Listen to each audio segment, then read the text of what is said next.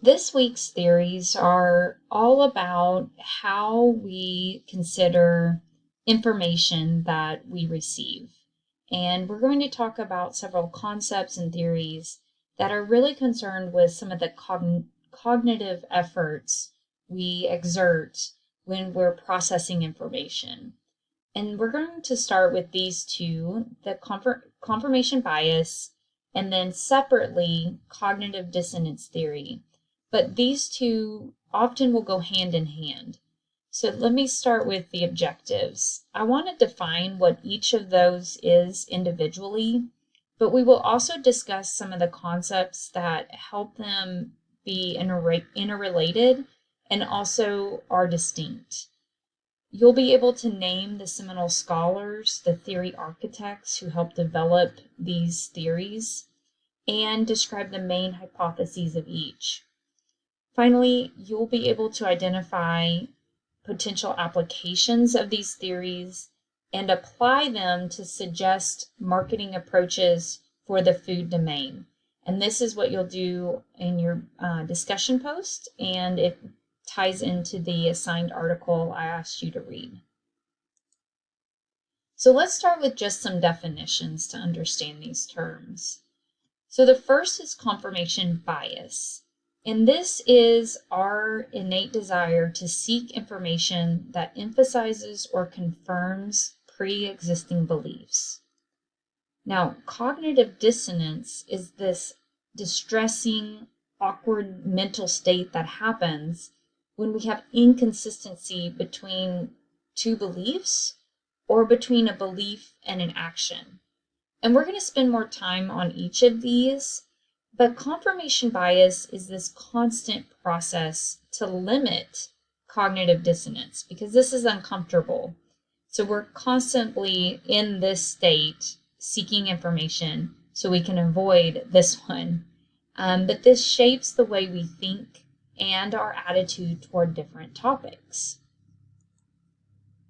So let's start with describing confirmation bias a bit more. And this is one of those fuzzy areas where it could be a theory, it could also be a concept, but it's important to understand some of the underlying principles of what confirmation bias means. This is one that has actually entered more of our popular culture. You'll see it in some comic strips. So this one, for example, demonstrates confirmation bias of, looking for information that confirms what we thought would be true anyway.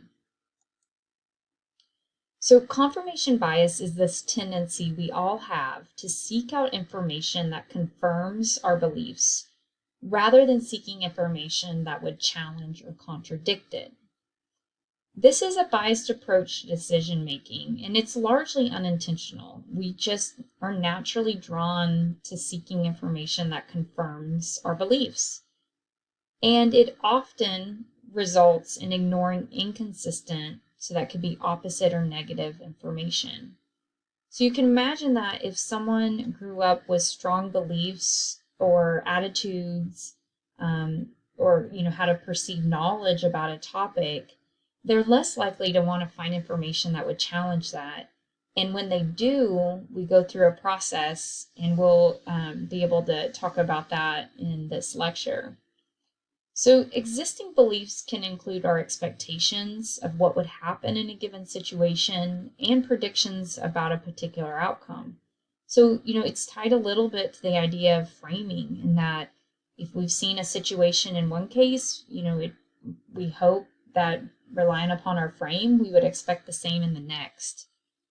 But people are especially likely to process information to support their own beliefs when the issue is highly important or self-reliant. So we've seen that personal relevance and issue involvement concept come in a couple other theories as well. So these are some examples of confirmation bias, and we're all guilty of this. So that might mean not seeking out objective facts. We don't want to be in that uncomfortable state of not having the right information, so we just don't seek it out. It could also be interpreting information to support an existing belief. You're like, well, of course, that's exactly what I was going to say anyway. There's the information to support it. It could also be selective recall, only remembering details that uphold your belief. You're like, oh, I don't remember that other thing that went against it. You just remember the things that supported it. And it could also be ignoring information that challenges your belief. It's uncomfortable to be presented with information that goes against what we've always thought or felt or believed. So we ignore it. So this idea of behind confirmation bias has been observed for a long time, but it wasn't until the 1960s that Peter Wasson conducted several experiments and actually got the process named after him. And what he demonstrated is that people tend to seek information that confirms their existing beliefs. So we are constantly saying, okay, that's what I thought. Let me go find more. So there's actually a nice short video about this experiment in action. Someone went out and tried this experiment with people and explains it really well. So that's the link for that if you want to watch that experiment and just to get another take on it. But this is the seminal article that you would go back to look at this original experiment that helped establish proof for confirmation bias. So there's a couple different ways that we approach this idea of confirmation bias. One is in confirming evidence. And so the comic strip here kind of gets to that. It looks like a Far Side comic, but did you read my paper on confirmation bias? Yes, but it only proved what I already knew. So what we often most search for is, this is confirming evidence. We're wired to want to be correct, and confirming evidence is the quickest, easiest way for us to get there. So, someone who can go Google it and find the answer right away. We're trying to confirm that what we thought was true. And the problem is that confirming evidence often supports more than one hypothesis. But when we're in a hurry to prove our belief, our focus becomes so narrowly focused on that one point that we may miss other possible theories of evidence. So that's where that experiment that I referenced here, if you'll watch that, you'll get a better sense of what that is in action. The other approach is disconfirming evidence. And unlike confirming evidence, this type of evidence attempts to prove our hypothesis wrong. And it's a valuable tool for eliminating hypotheses from the pool of beliefs, but it's hard to be wrong. It's hard to admit that we didn't have the right information or we were mistaken. So despite the value of having this disconfirming information to find out that, okay, that wasn't the right way to do it, or that's not the right answer, our brain gravitates toward finding confirming evidence. So this is another comic that kind of shows that, an inconvenient truth versus a reassuring lie. So there are several reasons for confirmation bias, why we as humans are hardwired for this. One is that it's an efficient way to process information. So this strip here says, how do you know if a news story is true? And this person says, well, if I agree with it. So humans are bombarded with information. We know that. We have so much information coming at us in so many different channels that we can't possibly take time to carefully consider every single piece.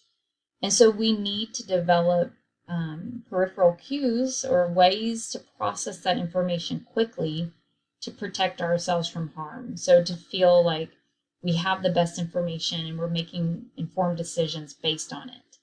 So this is just one of those things that if you have a certain source or there's something mentioned that you're like, okay, yes, I know that's true, you're going to accept it because it's an easier way to process information. Another reason for confirmation bias is to protect our self-esteem. We don't like to feel like we were unknowledgeable or wrong. We like to feel good about the information that we have, and we want to know that other people value that information. And so people will often seek information that supports our existing beliefs because we don't want to feel bad about being wrong or not having the right evidence. And finally, another motive is accuracy. So we want to feel like we're intelligent, and information suggests that if we hold an inaccurate belief or make a poor decision, shows that we're lacking intelligence. Even though we might tell ourselves that, failure is part of the learning process and it's okay to admit your mistakes, it still doesn't feel good. And so we want to be accurate. So this one I thought was a pretty good illustration of that, where you've heard rhetoric from both sides, time to do your own research. And this one says literally the first link that agrees with what you already believe, done.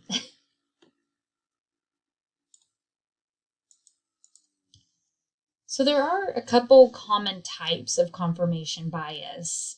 This could be biased attention. This is also sometimes referred to as selective attention, when we only selectively focus on information that confirms our views and ignore or discount data that doesn't. There's also biased interpretation, and sometimes this is selective perception.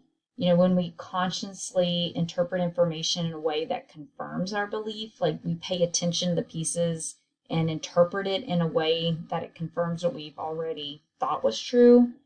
And then there's biased memory. Again, sometimes selective recall could fit into this category, when we selectively remember information that supports our views while discounting information that doesn't.